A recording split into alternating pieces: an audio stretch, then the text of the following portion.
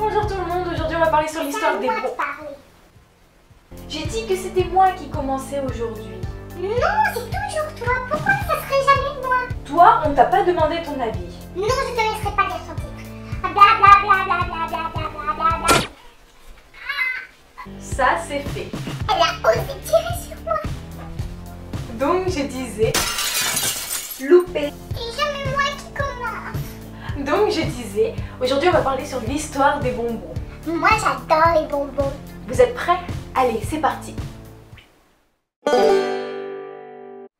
On mange des bonbons tous les jours et pourtant on ne sait pas quelle est leur origine. Les bonbons commencent 600 ans avant notre ère. C'est trop vieux pour moi. C'était les Perses qui avaient fait cette découverte, mais ils en gardaient secrètement la recette. On n'avait pas besoin des abeilles à l'époque, les roseaux donnaient du miel. Je suis un roseau. Mais non, pas toi. Au 4e siècle avant Jésus-Christ, Alexandre le Grand prend possession de cette recette. Bonbons au miel. Il décide d'y rapporter avec lui. Oyez, chevalier, je ramène des bonbons au miel chez moi sans avoir de miel des abeilles. Qui se répand au fur et à mesure le long du bassin méditerranéen. Au 12e siècle, les croisés font découvrir à l'Europe la canne à sucre.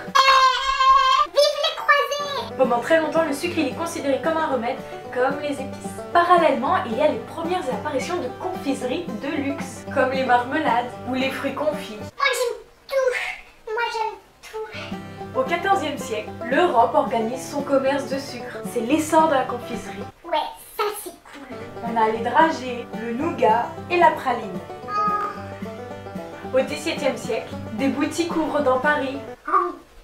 Il y a les pastilles, les marrons glacés, mais c'était réservé à la société de la riche bourgeoisie. Bonjour. Au 19e siècle, le sucre se démocratise. Enfin, grâce à l'apparition du sucre de betterave, ce qu'on utilise aujourd'hui. C'est pour moi. C'est une véritable révolution. Les confiseurs ne cessent de créer de nouveaux bonbons et de nouvelles spécialités. Et tu sais quoi? Non, vas-y, dis. J'adore les bonbons. Le bonbon est symbole de plaisir, de fête, de partage et de convivialité. Je dors bonbon, je vis bonbon, je suis un bonbon. Il ne faut pas oublier que cette toute petite chose accompagne l'histoire de notre pays depuis des siècles. Bonbon. Les bonbons font partie de notre patrimoine et de nos traditions culinaires. Un petit plus, beaucoup de grands avant nous ont déjà mangé des bonbons. Henri III, Henri IV, Marie-Antoinette, Mazarin, Napoléon, Socrate, Hippocrate, Flaubert. On a mangé, on mange et on mangera encore des bonbons jusqu'à la fin de notre vie. Alors jusque là, portez-vous bien et vivez heureux. Salut! Danse du bonbon.